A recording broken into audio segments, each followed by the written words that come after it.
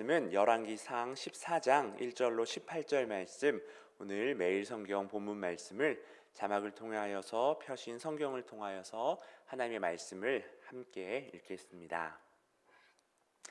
그때에 여로보암의 아들 아비야가 병든지라. 여로보암이 자기 아내에게 이르되 청하건대 일어나 변장하여 사람들이 그대가 여로보암의 아내임을 알지 못하게 하고 실로로 가라. 거기 선지자 아이야가 있나니 그는 이전에 내가 이 백성의 왕이 될 것을 내게 말한 사람이니라. 그대의 손에 떡 10개와 과자와 꿀 한 병을 가지고 그에게로 가라. 그가 그대에게 이 아이가 어떻게 될지를 알게 하리라. 여로보암의 아내가 그대로 하여 일어나 실로로 가서 아이야의 집에 이르니 아이야는 나이가 많아 눈이 어두워 보지 못하더라. 여호와께서 아이야에게 이르시되 여로보암의 아내가 자기 아들이 병들었으므로 내게 물으러 오나니 너는 이러이러하게 대답하라. 그가 들어올 때에 다른 사람인 체함이니라. 그가 문으로 들어올 때에 아이야가 그 발소리를 듣고 말하되 여로보암의 아내여 들어오라. 내가 어찌하여 다른 사람인 채 하느냐. 내가 명령을 받아 흉한 일을 내게 전하리니 가서 여로보암에게 말하라. 이스라엘의 하나님 여호와의 말씀이 내가 너를 백성 중에서 들어 내 백성 이스라엘의 주권자가 되게 하고 나라를 다윗의 집에서 찢어내어 내게 주었거늘 너는 내 종 다윗이 내 명령을 지켜 전심으로 나를 따르며 나 보기에 정직한 일만 행하였음과 같지 아니하고 내 이전 사람들보다도 더 악을 행하고 가서 너를 위하여 다른 신을 만들며 우상을 부어 만들어 나를 노엽게 하고 나를 내 등 뒤에 버렸도다. 그러므로 내가 여로보암의 집에 재앙을 내려 여로보암에게 속한 산에는 이스라엘 가운데 매인자나 노인자나 다 끊어버리되 거름더미를 쓸어버림같이 여로보암의 집을 말갛게 쓸어버릴지라. 여로보암에게 속한 자가 성읍에서 죽은즉 개가 먹고 들에서 죽은즉 공중의 새가 먹으리니 이는 여호와께서 말씀하셨음이니라 하셨나니 너는 일어나 내 집으로 가라. 내 발이 성읍에 들어갈 때에 그 아이가 죽을지라. 온 이스라엘이 그를 위하여 슬퍼하며 장사하려니와 여로보암에게 속한 자는 오직 이 아이만 묘실에 들어가리니 이는 여로보암의 집 가운데에서 그가 이스라엘의 하나님 여호와를 향하여 선한 뜻을 품었음이니라. 여호와께서 이스라엘 위에 한 왕을 일으키신즉 그가 그날에 여로보암의 집을 끊어버리리라. 언제냐 하니 곧 이제라. 여호와께서 이스라엘을 쳐서 물에서 흔들리는 갈대같이 되게 하시고 이스라엘을 그의 조상들에게 주신 이 좋은 땅에서 뽑아 그들을 강 너머로 흩으시리니 그들이 아세라상을 만들어 여호와를 진노하게 하였음이니라. 여호와께서 여로보암의 죄로 말미암아 이스라엘을 버리시리니 이는 그도 범죄하고 이스라엘로 범죄하게 하였음이니라 하니라. 여로보암의 아내가 일어나 디르샤로 돌아가서 집 문지방에 이를 때에 그 아이가 죽은지라. 온 이스라엘이 그를 장사하고 그를 위하여 슬퍼하니 여호와께서 그의 종 선지자 아이야를 통하여 하신 말씀과 같이 되었더라. 아멘. 여러분, 은혜로 시작된 일이 꼭 은혜로 마치게 되는 것은 아닙니다. 중간에 그 받은 은혜를 잊고 자기 마음대로 살아가다 보면은 어느새 그 은혜의 길에서 멀리 떠나 있는 것을 발견하게 되죠. 오늘 주인공 여로보암 역시 마찬가지였습니다. 사실 우리가 북이스라엘과 남유다 중에서 왠지 모르게 이 남유다에 조금 더 마음이 가고 다윗 왕조를 거부하고 뛰쳐나간 북이스라엘이라고 생각하기가 쉽죠. 하지만 열왕기상 말씀을 지금 우리가 차분하게 읽어가다 보면은 여로보암이 북이스라엘의 왕이 되는 것은 이 하나님의 뜻이자 하나님의 은혜였음을 발견하게 됩니다. 분열 왕국이 솔로몬 사후 르호보암과 또 여로보암으로 시작이 되었지만 자세히 보면은 사울 사후에 짧은 기간 이스라엘이 첫 번째로 분열되었던 시간이 있습니다. 사울과 요나단을 비롯하여서 아들들이 블레셋과의 길보아산 전투에서 죽임을 당한 후에 대부분 이스라엘 지파들은 사울의 아들이었던 이스보셋과 군대 장관 아브넬의 통치하에 있었습니다. 다윗은 단지 이 유다 지파만을 헤브론에서 다스리던 기간이 7년 반이 있었죠. 그러다가 아브넬이 다윗의 군대 장관이었던 요압에게 암살을 당하고 이스보셋도 바하나와 레갑에게 암살을 당하는 일이 벌어집니다. 하루아침에 왕과 또 군대 장관을 잃은 이스라엘 지파의 장로들이 헤브론에 있던 다윗을 찾아와서 언약을 맺습니다. 유다만이 아니라 온 이스라엘을, 이 12지파 전체를 공평과 정의로서 다스리는 왕이 되달라고요. 그렇게 하면은 다윗 왕가의 통치를 받겠다라는 언약이었습니다. 이 언약을 통하여서 이스라엘 12지파는 다윗의 통치를 받게 되고 이제 헤브론에서 예루살렘으로 수도를 옮기고 이 다윗이 33년을 더 다스렸습니다. 그런데 그 언약을 먼저 파기한 쪽은 이 르호보암의 이게 반기를 든 여로보암이 아니라 이 다윗의 아들 이 솔로몬 시절부터 다윗 왕가에서 언약을 파기하는 일들을 자행했습니다. 우리가 사장에서 살펴봤듯이 이스라엘을 12지방으로 나누고 각 지방이 왕실을 위한 양식을 한 달씩 준비케 했습니다. 세금 같은 거였죠. 그런데 그 12지방에서 유다 지파만은 쏙 빠져 있다라고 말씀을 드렸습니다. 한마디로 이 유다 지파에게만 엄청난 세금 혜택을 준 것이었죠. 다른 지파들이 불만을 안 가질 수 없었을 겁니다. 그뿐 아니라 솔로몬의 40년 통치 기간 동안 끊임없이 토목 공사를 진행했습니다. 강제 노역이 너무나 고달파서 애굽에서 그렇게 하나님께 부르짖어서 출애굽을 했음에도 이스라엘 땅에 다시 국고성, 마병성, 병거성 등을 짓는 강제 노역의 그림자가 짙게 드리워졌습니다.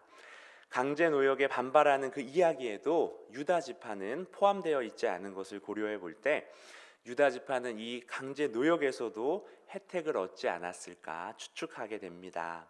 온 이스라엘을 공평과 정의로 다스리겠다라는 언약은 이렇듯 다윗 왕가에서 먼저 파기한 것이죠. 거기에 솔로몬 통치 말기에 이방 여인들과의 결혼을 넘어서 이방 신전을 만들고 거기에 직접 참여하여서 분향하는 일들까지 벌어짐으로써 하나님은 온 이스라엘을 솔로몬에게 맡길 수 없다라는 결정을 하시죠. 그리고 아이야 선지자를 우리 솔로몬의 유능했던 신하 여로보암에게 보내십니다. 그리고 옷을 12조각을 내어서 10조각을 여로보암에게 주며 하나님께서 이스라엘 12지파 중에 10지파를 너에게 맡기셨다라고 선포합니다. 이스라엘이 분열되어서 북이스라엘과 남유다로 갈라지게 된 것은 우리 하나님의 뜻이었습니다. 여로보암에게 이렇게 큰 은혜를 베푸신 것은 솔로몬이 여러 우상들을 섬기며 하나님의 길을 떠나 말씀대로 행하지 아니하기에 우리 여로보암을 통하여서 이스라엘을 새롭게 하시려는 뜻이었죠. 그래서 열왕기상 11장 38절에 여로보암에게 이렇게 말씀하십니다. 내가 만일 내가 명령한 모든 일에 순종하고 내 길로 행하여 내 눈에 합당한 일을 하며 내 종 다윗이 행함같이 내 율례와 명령을 지키면 내가 너와 함께 있어 내가 다윗을 위하여 세운 것 같이 너를 위하여 견고한 집을 세우고 이스라엘을 내게 주리라. 이 하나님 말씀에 순종하며 이스라엘을 다스린다라면은 다윗 왕가에 내린 축복과 같이 여로보암과 너의 후손들을 세워 주시겠다라는 언약을 하십니다. 이 엄청난 하나님의 은혜로서 왕이 되었지만 여로보암의 끝은 이스라엘을 죄에 빠지게 만든 인물이 되어 버립니다.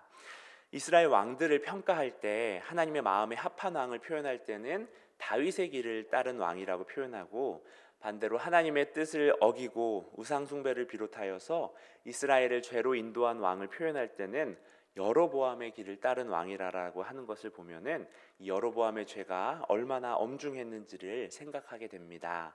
은혜로 시작했지만 중간에 하나님을 떠난 결과가 얼마나 엄중한지요. 13장에서 무명의 선지자들을 통하여 이 베델의 제단에서 엄중한 경고를 듣고 손이 마르고 또 다시 치유가 되는 일을 겪었음에도 여로보암은 하나님의 경고를 무시하고 계속 죄를 지었습니다. 오늘 1절 말씀에 그때에라고 표현되어 있죠. 그때에 여로보암이 하나님이 자신을 이스라엘 열 지파의 왕으로 삼으신 은혜를 잊고 계속하여서 죄를 짓고 있는 그때에 그의 아들 아비야가 병이 들었습니다. 이 아들의 병 앞에서 자신의 죄를 돌아보고 회개했으면 참 좋았겠지만 여로보암은 자신의 아내에게 신분을 숨긴 채 선지자 아이야를 찾아가게 합니다.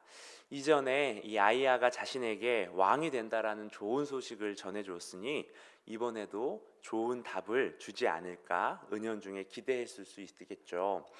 아이야를 속이기 위하여서 이 아내에게 평범한 백성처럼 떡과 과자, 꿀을 선물로 가져가라고 지시하는 치밀함까지 보여줍니다. 여로보암은 안타깝지만 영적인 돌이킴이 아닌 인간적인 술수를 택하고 있습니다. 여로보암이 지금 보여주고 있는 하나님이 보시기에 참으로 어리석은 모습이 저와 여러분에게도 있지 않은가 돌아봅니다. 하나님과의 관계를 바르게 하고 회개하면 되는 그 문제들 앞에서도 우리 역시 하나님과의 대면을 미루고 뒤미루고 내가 해볼 수 있는 것들로 내가 상황을 통제해 보려다가 점점 은혜에서 멀어지는 경험들을 하지 않는지 말이죠. 사랑하는 성도 여러분, 우리 하나님 앞으로 나아올 때 우리 문제는 해결됩니다. 하나님 앞으로 다시 우리의 발걸음이 돌이켜질 때 문제는 해결됩니다. 문제 자체는 바로 해결이 되지 않을지라도 문제를 바라보는 나의 관점은 바뀌게 되죠.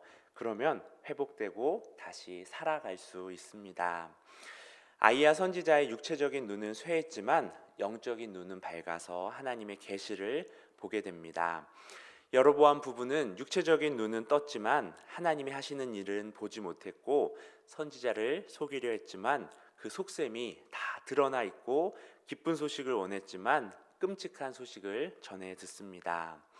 여로보암은 눈이 어두워진 이 선지자를 속이려 했지만 하나님의 눈만큼은 속일 수 없었습니다. 하나님은 정체를 속이고 온 여로보암의 아내에게 이 아이야의 입을 통하여서 앞으로 닥칠 일들을 선포하시죠. 여로보암과 그의 집에 속한 모든 사람이 비참하게 죽임을 당하고 그들의 시체가 개와 또 새들에게 먹힐 것이라는 것입니다.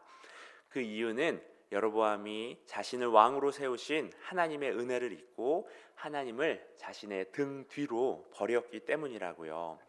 여로보암을 왕으로 세우신 하나님께서도 우리에게도 은혜를 베푸셔서 구원해 주시고 또 하나님의 종으로서 왕 같은 제사장으로 세워 주셨습니다. 여러분, 은혜로 시작된 우리의 구원의 여정이 끝까지 우리의 마지막까지 그 은혜를 기억하면서 하나님을 등 뒤로 버리는 것이 아니라 우리의 앞에 언제나 모시고 그를 따라서 걸어가기를 간절히 소망합니다. 여로보암의 아내가 집에 도착했을 때 이 하나님의 말씀처럼 아들이 죽었습니다. 우리 13절 말씀에 보면은 죽은 아비야만이 이스라엘 하나님 여호와를 향하여서 선한 뜻을 품었다라고 하신 것을 생각하면은 참으로 안타까운 죽음입니다. 그런데 뒤에 이어진 말씀까지 같이 생각을 해보면은 이 아이야의 병과 죽음은 오히려 하나님께서 이 여로보암 집안에 내리시는 엄청난 재앙에서 건지신 방법이었음을 깨닫게 됩니다. 이 거름더미처럼 거름더미라고 번역이 되었지만 사실 똥을 이야기하거든요. 이 똥처럼 취급되는 여로보암 집안에 내려지는 죽음의 재앙을 피할 수 있었고 온 이스라엘이 그를 위하여서 슬퍼하고 애통하는 죽음이 아비야의 죽음이었습니다. 아비야의 시신만큼은 고이 묘지에 안치될 것이었기에 개에게 먹히고 또 새에게 뜯길 재앙에서 벗어날 수 있었습니다. 그것을 깨달을 눈이 어두워진 여로보암과 아내는 아마 아들의 죽음에 애통하면서 또한 하나님을 원망했을 것입니다. 자신의 죄도 깨닫지 못했겠죠. 그 여로보암의 죄 때문에 그의 집안 모든 사람은 비참하게 죽게 되고 또한 이스라엘 전체가 죄를 범한 백성이 되어서 하나님의 심판 앞에 서게 되는 말씀이 선포되어집니다. 은혜를 잊은 한 사람의 죄는 그 사람이 속한 공동체로 퍼져 나가게 되는 것을 또한 우리는 깨닫게 됩니다. 공동체를 위하여서 우리 자신이 먼저 하나님 앞에 바로 섬이 필요함을 깨닫습니다. 사랑하는 성도 여러분, 자격 없는 우리를 자녀로 불러주시고 또 주의 일꾼 삼아주신 우리 하나님의 은혜를 우리는 잊지 않기를 소망합니다.